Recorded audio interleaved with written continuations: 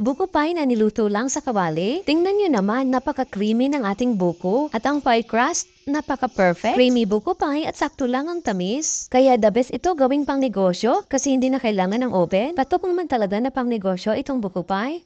At hindi po kayo mapapahiya dito. At dito sa ating mixing bowl, isip muna natin ang 2½ cup ng all-purpose flour. At 1/4 teaspoon ng asin. Para makasigurado tayo na walang mga buo-buong harina. At 185 grams ng cold butter. 200 grams po ang 1 bar ng butter. Bawasan nyo lang ng 1 tablespoon. Huwag po natin masahin, ganyan lang po ang pag-mix. Hanggang sa maging ganito na po ang consistency. Pwede na po yan. At maghanda lang po ng cold water. 3 tablespoon lang po ang kailangan natin. Dahan-dahan lang po ang paglagay. 1 tablespoon muna ang ilagay natin. Then, i-mix natin ulit ito. Cold water, then mix. Ganun lang po. Hanggang sa mailagay na natin lahat ang 3 tablespoon ng cold water. At pwede na natin ilagay ang isang itlog.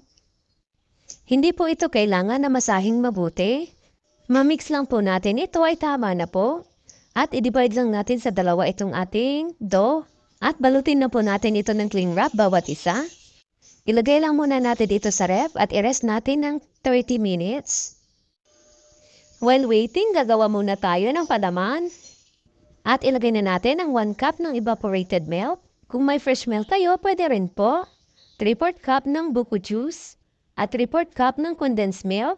Lagyan din natin ng 1 teaspoon ng vanilla extract. I-set lang natin ang stove sa low heat. At i-mix-mix lang natin ito. Once kumulo na, pwede na natin ilagay ang ating slurry mixture, 1/4 cup ng buko juice at 1/3 cup ng cornstarch. Tsaka natin ilagay ang 2½ cup ng buko. At i-mix-mix lang po natin ito. At maglagay rin tayo ng 1 tablespoon ng butter. I-mix-mix lang po natin ito hanggang sa makuha natin ang tamang lapot para sa ating panaman. Ayan na po, pwede na po ito. After 30 minutes, ayan na po ang ating dough. Pwede na po natin ito i-flat gamit ang rolling pin. Kung wala kayong rolling pin, pwede kayo gumamit ng baso. Kapag na-flat na po natin mabuti, pwede na po natin ilagay dito sa ating pie plate molder. Ayusin lang natin sa paglagay, yung lapat na lapat talaga ang dough natin dito sa ating pie plate molder. Ayan, at tusok-tusukin lang po natin ito ng tinidor. At pwede na po natin ilagay dito ang ating buko. Or ang ating palaman. I-flat lang natin ito para maging pantay. Ilagay muna natin ito sa ref when waiting na matapos itong ating sekando. Pantakip lang natin sa ating pie.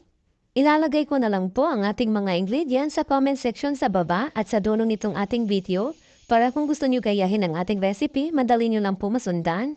At i-sealed lang po natin ito gamit ang tinidor. Depende na po sa inyo kung may style kayo sa pag-sealed nito.